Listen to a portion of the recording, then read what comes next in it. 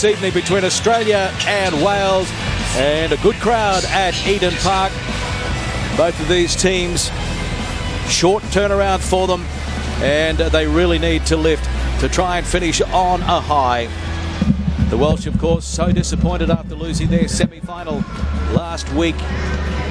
And Australia in the Rugby World Cup, they beat Italy, lost to Ireland, beat the USA and Russia, beat South Africa in the quarter final 11-9. Then they were blown off Eden Park last week by the men in black, losing 20 points to 6 in that semi-final. So no William Webb Ellis Cup for the Wallabies in 2011. Nor for Wales. They started with that narrow loss to South Africa, then beat Samoa, Namibia, Fiji, Ireland, but they lost to France 9-8. And they've only got themselves to blame, really. The captain was red carded, and also they missed 5 shots at goal. A clear night in Auckland. It's been a magnificent day in the city of sails. It's really buzzing, and not quite capacity here tonight, but still a very good crowd indeed for what some people say is a painstaking match for some of these teams that have to play off a third and fourth. A lot of Wallaby fans in the crowd. And Australia arriving a short time ago. There's David Pocock. Something Ben Alexander on the bench this week. Nathan Sharp. What a night for Sharpie. 100th test match for Australia. Curtly Beale back from injury. And James Hall. Well, he was fighting back to tears last week after losing the semi-final. There's Quade Cooper. What can we expect from Quade tonight? And Pocock, one of the finalists yet again for the IRB Player of the Year. Robbie Deans, he's had to work overtime this week to try and lift the spirits in the team. Head-to-head, they've played 30 times. Australia won 19, Wales 10, and there's been 1 draw and a new look front row. Yeah, Celeste Matthew comes into the front row. It's his first start of this tournament. He has played in the game. Tafu Plotinow, we know how good he can be. Hall and Sharp, you mentioned Sharp, he's 100th test tonight, and isn't he a magnificent man? Terrific person, glad he could get it. Higginbotham, everyone's talked about. Why isn't he getting more time? Well, he gets it tonight. McCalman at number 8's got to really pick up and go past Radicki Samo. They're competing for positions now. Will Genia so disappointed last week with the performance of the forwards in front. Just didn't give him a chance. And Quade Cooper, the question marks continue. He's had 3 ordinary tests in a row. Hopefully tonight's not the 4th. The thing that'll help him, he always has a good combo with Berwick Barnes, who's been brought in there to aid, abet and help him with his communication. Adam Ashley Cooper. Left side, great, but outside centre, one of his better positions, because these 3 are the masters out wide. Australia desperately needs to get the ball because they can score and they can perform miracles if they get some seed. Horwell tonight playing his 34th game, rather, the 26-year-old. Quade, his 35th game. He's still only 23 years of age. And Will Genia, another one of the finalists for the IRB Player of the Year, named on Monday night. We wish both Will Genia and David Pocock the best of luck. Curtly Beale was a finalist last year. He missed last week because of a hamstring strain. Adam Ashley Cooper, he's been consistent. And I reckon that might be the knees of Radicki Samo. And good to see Berwick Barnes starting against one of the first-tier nations. And there's Nathan Sharp, the 21st player overall in World Rugby to play 100 tests, the 5th Australian. Interesting, it looked like Berwick Barnes practicing his drop kicks there, kickoffs. For some time, I saw him have a shot at about a dozen, Kernsey. Yeah, well, he'll be doing the kickoffs tonight and the dropouts. You think they're genuine Welsh fans, or you think there might be a few Kiwis dressed as I think there is a Welsh few fans? Welsh Kiwis here. So Wales arriving a short time ago in the same boat as the Australians. Short turnaround. And they will be playing Australia so often over the next 12 months. They're looking to gain the psychological edge. As Jamie Roberts, one of the stars of 2011 Rugby World Cup. So is this young man. Toby Faletau played most of his games at number 8, but he moves to number 7 because of the suspension of Sam Warburton. Adam Jones on the left injured his ankle last week. He will be missed in the scrum like he was last week. So up front it's James replacing Jones. Yeah, he's played 30 tests, so he's been around a little bit, 29 years of age. Bennett, the hooker, done pretty well. Charteris, he's been magnificent the whole tournament. One of the better locks in this tournament. Davies comes in as the lock, big man, 122 kilos. And Falatau, he's gone from number 8 to open side flanker. He's going to have an interesting battle against Pocock. Jones, tall, number 8. Good line out forward, pretty solid, and Lydiate. Both the quarters and the semi-finals, Mike Phillips is the star for Wales, scored an individual try in both in wonderful form. James Hook on the other side of the coin was actually hooked halfway through the test because he was rubbish. These two, probably Roberts took it upon himself to play too much rugby last weekend, but Davis is the perfect foil for the big man at inside centre. And out wide, they've all been outstanding throughout the World Cup. The veteran Williams, the young bloke North, and Halfpenny, the converted winger, now at fullback and looks so happy. They do have a great set of outside backs. Both teams have lost 2 games at the Rugby World Cup 2011. And this, of course, is the repeat of the 1987 bronze final in Rotorua, New Zealand. On that occasion, all those years ago, Wales won 22-21 with an Australian red-carded David Cody.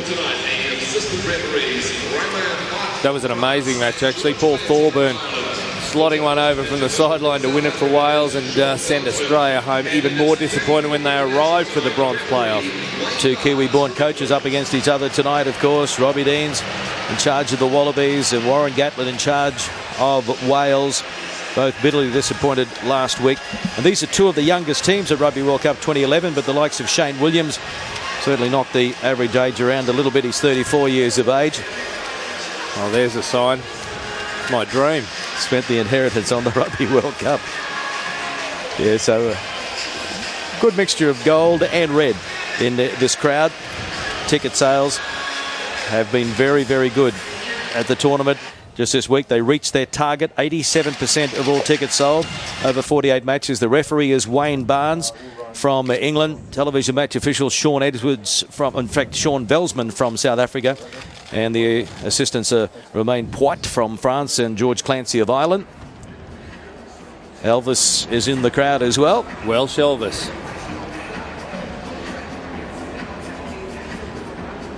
Well, they'll be in full voice if their team can get off to a good start. No doubt about that. World rankings, Australia 2nd and Wales 6th. And Australia, 8 changes to the team that started against New Zealand in last week's semi-final loss here at Eden Park. So it's a real test of depth. They've won the last and 33-12 in 2009. But of course, this Welsh team has been one of the big improvers in 2011.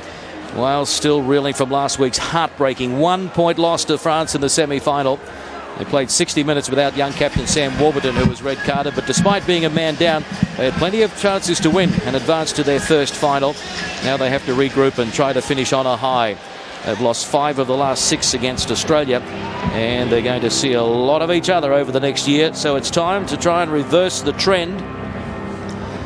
And the Aussies, there are 10 survivors from the side that beat Wales last November in Cardiff. They're all in the starting 15. And Nathan Sharp, magnificent effort by this man. 33 years of age, his 100th test match for the Wallabies. He joins a list that includes George Gregan, George Smith, Stephen Larkham and David Campese as Centurions. 21st Centurion in the history of the game of rugby. 9th game against Wales, which is equal to George Gregan's record. It's his 3rd Rugby World Cup.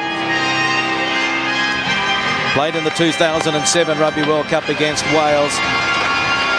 And a big night also for Gethin Jenkins, because he is the captain of Wales tonight. His 3rd time with the C beside his name.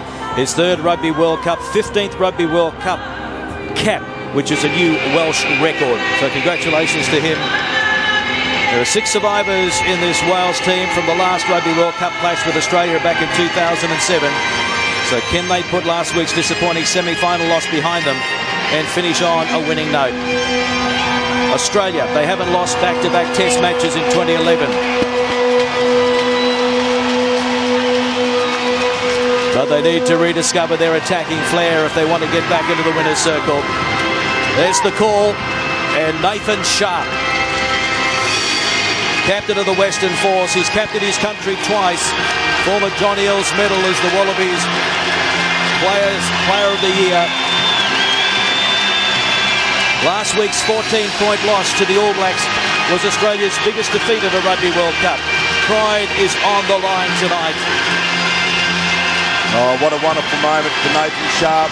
Both teams held back while he went on the field. Look at all those changes in there, Kenzie. Slipper, Marfu, Higginbotham, Beale's back, Barnes is back, McCalman back at number 8. That should freshen him up. And Sharpie, I was talking to Stephen Moore, rooming with him this week, said he's been bouncing off the walls waiting for this game. Oh, I bet. Falatau at 7. He's going to have a massive job to do tonight. He and Lydiate are going to have to control David Pocock. Hooks, the other interesting one, had a Barry Crocker last week. Wales on the bench. Burns, Bevington, Jones, Powell, Williams, Jones and Scott Williams. At Stephen Jones in 21, the veteran fly half.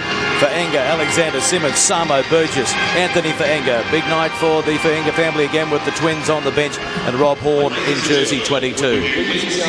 For the national anthems of Australia and Wales, recorded by the New Zealand Symphony Orchestra and performed tonight by the New Zealand Choral Federation Anthem Choir.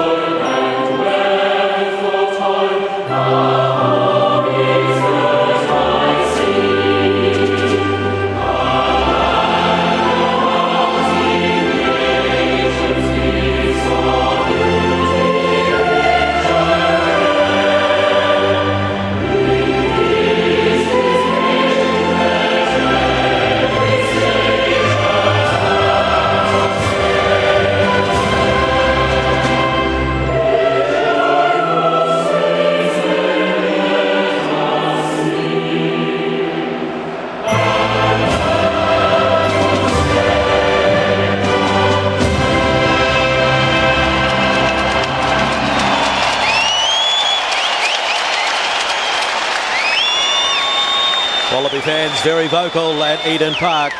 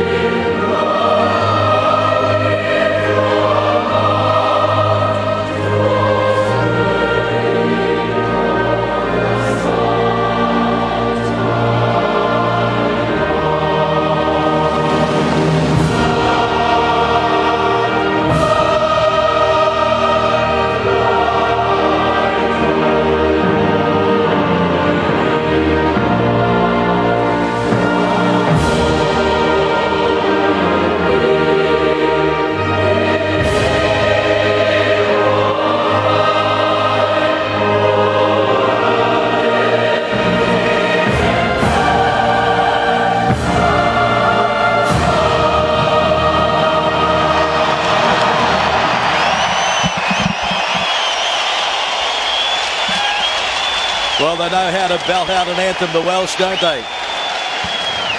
Adding to the occasion, and it is a great atmosphere. Eden Park and sideline tonight, Rod Kafer. Clarkie, great anthems, both teams really up for it, but you got the feeling that the Welsh were almost jumping out of their skin during the anthem. The Wallabies are here to play. They're here to play wide and expansive rugby. They know they didn't deliver last week, and they want to put a performance on the field tonight that is just typifies the way they want to play their rugby from this point forward. That's what they'll be talking about now. James Horwell in that huddle. He'll be talking about winning the ball, using the ball, going at these guys, playing some rugby. The Wallabies will have a little bit of breeze behind them, blowing left to right on your screen. Not much about, as we know, it's a beautiful day, and Nathan Sharp's just walking over towards me. He's looking at the sky. He soaked up every moment when he walked onto the field. Loved it. He's really looking forward to getting stuck into the Welsh tonight. Yes, I had a look at Sharpie during the Welsh anthem, and he did almost a 360. He just looked right around this stadium, this wonderful rugby ground. been a graveyard for the Wallabies against the All Blacks, and they failed to beat Ireland here earlier on as well. So can they break a hoodoo of some kind and at least win at Eden Park, even if it's not against the All Blacks? There's Ben McKelman, 20th Test match tonight. 20 minutes last week replacing Radiki Samo, and Scott Higginbotham, and he's second.